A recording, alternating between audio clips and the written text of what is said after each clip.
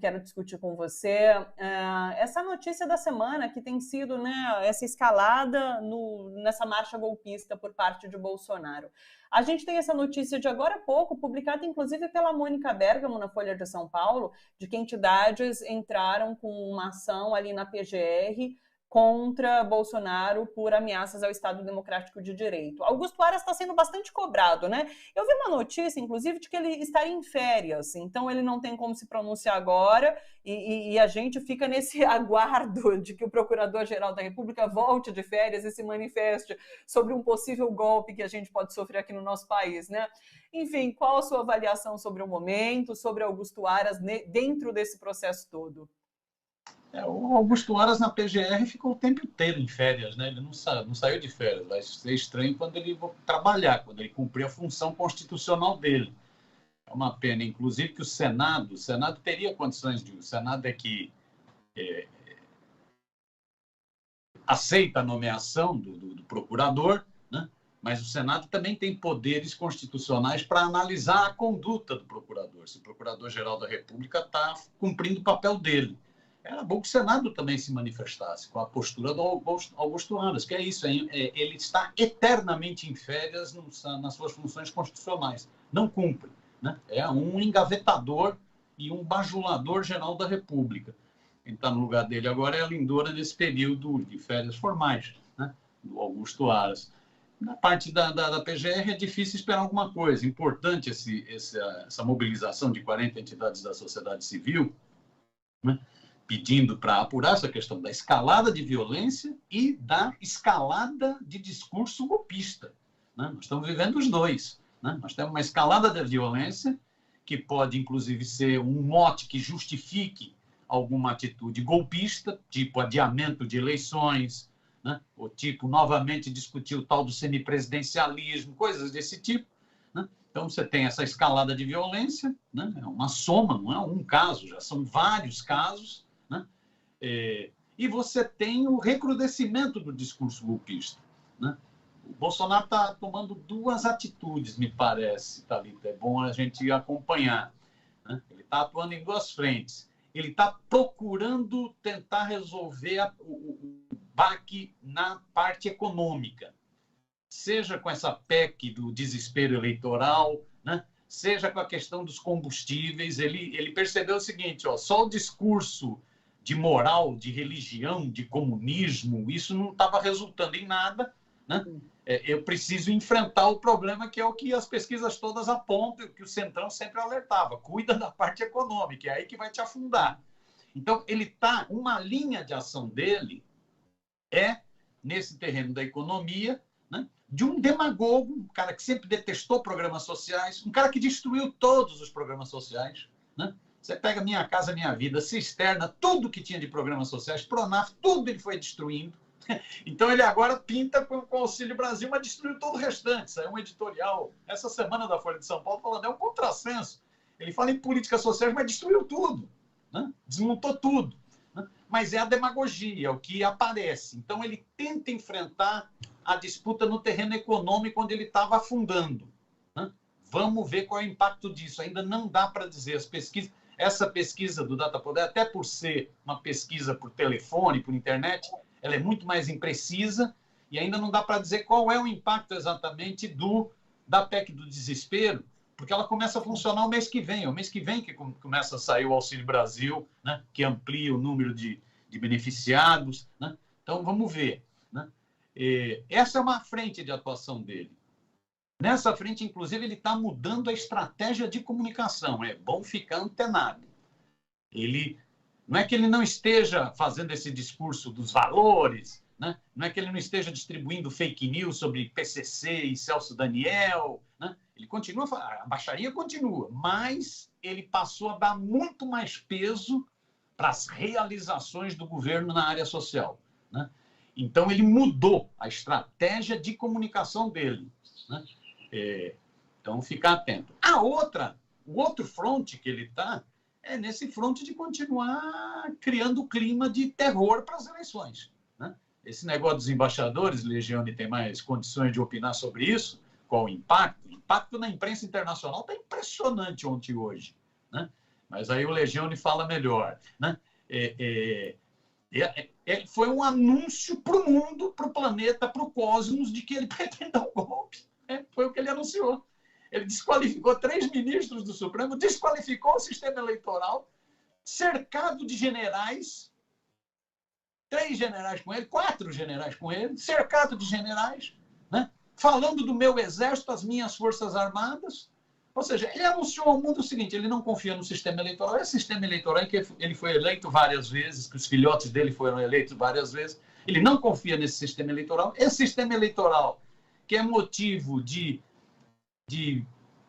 elogios no mundo inteiro, um sistema eficiente, sem nenhuma denúncia de fraude em todos esses 20 e poucos anos, né? Sem nenhuma denúncia de fraude, né?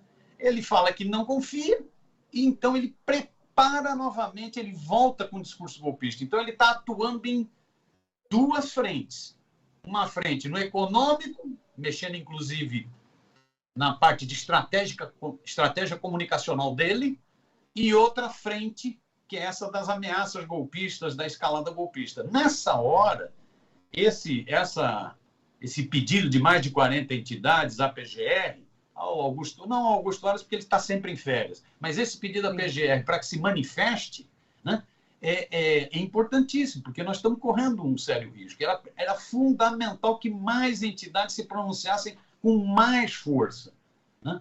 Nós temos visto um aumento do tom de voz de várias entidades, era preciso aumentar mais ainda o tom de voz. CNBB, OAB, né?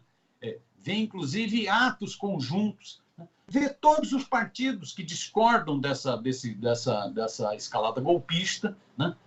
Somar todos os partidos para se contrapor a isso. Importantíssima essa iniciativa dessas 40 entidades. Sim. Eu queria te ouvir também rapidamente sobre a questão dos militares, porque eu vi uma análise hoje sobre militares tendo discursos, inclusive, opostos, né? Há quem diga que essa reunião foi organizada com a ajuda dos próprios militares, sugerida pelos próprios militares, e tem uma nota daí dos militares se manifestando hoje de que não apoiam um questionamento em relação às urnas eletrônicas, que têm confiança plena nas urnas eletrônicas. E daí eu vi uma análise nesse sentido, que eles jogam nesses 2 lados realmente, eles estão com o pé dentro e com o pé fora ali, a depender do que vai acontecer. Mas são grandes...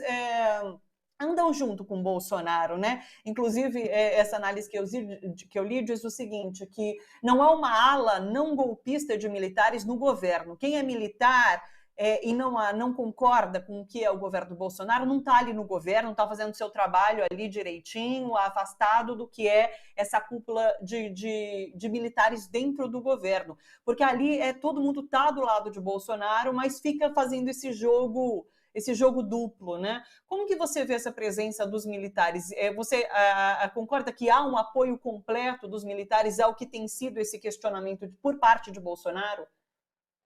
Então, Thalita, aí eu concordo sempre com o professor Manuel Domingos, que diz o seguinte: a gente conhece pouco o que são os militares brasileiros, né? Precisávamos estudar mais, entender melhor. É evidente que tem contradições, historicamente sempre existiram contradições, vide o tenentismo, né? Vide o lote na legalidade nos anos 50, 60, né? Vide que vários militares foram as primeiras vítimas e as principais vítimas do golpe militar, vários deles. Então, é evidente que tem contradições agora mesmo. O Bolsonaro mesmo exonerou um ministro da Defesa, o Bolsonaro mesmo exonerou, levou a queda de 3 comandantes, comandante do Exército, da Aeronáutica e da Marinha, né? Levou a queda, ele indicou outros, né? Então, tem contradições. Agora, eu acho que, no geral, mas volto a dizer, precisa estudar melhor. No geral, esses generais estão dando apoio ao Bolsonaro, né? Na verdade, fizeram a campanha do Bolsonaro, apostaram no Bolsonaro, né?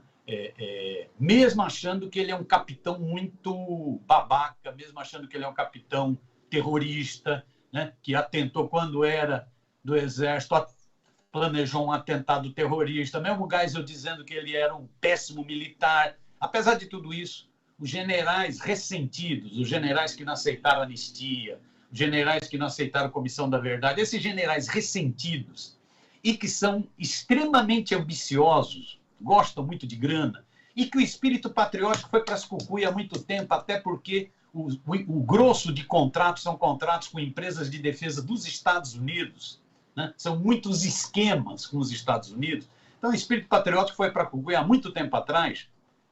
Esses generais estão no entorno do Bolsonaro e radicalizam, ajudam no processo de radicalização. Lógico que há contradições. Ontem mesmo saiu uma matéria na Folha de que os militares teriam ficado muito descontentes com a reunião, com a pataquada da reunião com os embaixadores, né? Que isso é muito ruim para a imagem do Brasil no exterior, isso não contribui em nada. Não sei, a matéria da Folha não fala muito bem quem são as fontes, né? O que de concreto tinha é que os generais estavam lá ao lado do Bolsonaro, estava lá. O Major Heleno, não é isso? Aquele do se gritar pega centrão, não fica um meu irmão, estava lá, o Fogoso, né? Estava lá o Braga, né? Estava lá, uns 3, 4 generais estavam ali, né? Então, concretamente, o que fica na imagem, e ele o tempo inteiro falando nas minhas Forças Armadas, no meu Exército, quer dizer, ele usando o nome dos milicos, né? Por exemplo, você pega nos Estados Unidos, o Trump também tentou utilizar o comando militar, né? Para o golpe do Capitólio, inclusive. O Trump tentou utilizar. Chegou uma hora que o principal lá, o comandantão, chegou e disse, ó, não conte com a gente. Nós estamos aqui para defender o império, não estamos aqui para defender o governo. Nós defendemos os interesses do imperialismo estadunidense. Não conta para a gente para um negócio desse tipo aqui nos Estados Unidos, né? Então, o Trump ali ficou pendurado na brocha. E foi formal, foi oficial. O comandante das Forças Armadas dos Estados Unidos disse não, publicamente. Aqui. O que eles dizem? Eles parecem que estão apoiando esse negócio. Estão querendo se meter em sistema eleitoral. Quem são eles para se meter em sistema eleitoral? O que eles têm que fazer é ajudar no dia da eleição. Levar a urna para recantos, garantir segurança em algumas áreas, aí tudo bem, é logística. Agora, se meter em sistema eleitoral, quem são eles para se meter em sistema eleitoral? Quem são eles? Né? Mas eles se acham, os milicos se acham um poder moderador, os milicos se acham que eles são a consciência da nação, eles estão acima da nação. A nação é um bando de imbecil e eles são a inteligência. É uma ideia positivista, né? Que eles sempre acharam isso, né? Isso é a história das Forças Armadas brasileiras com todas as suas contradições. Então, eu diria que os milicos estão meio comprometidos com esse projeto, né? Estão comprometidos com esse projeto, até para manter os milhares de empreguinhos que conquistaram do Bolsonaro, alguns, inclusive, para garantir a continuidade de soldo, mais salário de comissão, né? Que dá lá uns 70, 80 mil, dependendo, chega a 100 mil reais por mês, né? Para todos esses esquemas. Me dá a impressão de que a maioria está. Deve ter descontentamento? Deve ter. Agora, se fosse um descontentamento da instituição, ela teria tido a postura que a instituição nos Estados Unidos teve. Foi dizer o seguinte, sistema eleitoral não é conosco, nós não mexemos com isso, o sistema eleitoral brasileiro é respeitado no mundo inteiro, o sistema eleitoral brasileiro já tem quase 30 anos de urna eletrônica, nunca foi questionado. Então, nós queremos dizer o seguinte, nós não discutimos o sistema eleitoral brasileiro, respeitamos o Tribunal Superior Eleitoral, né? Respeitamos, né, a história do sistema eleitoral brasileiro, ponto, estamos fora.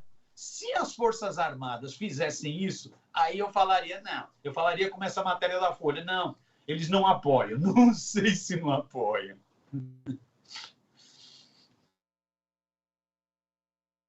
Tem tudo a ver com essa questão da confiabilidade, né, nas forças militares e como isso tem ruído muito por conta dessa participação do governo Bolsonaro, né? Eu também vejo uma nota como essa e falo, não dá para acreditar, não dá para engolir essa daí, não.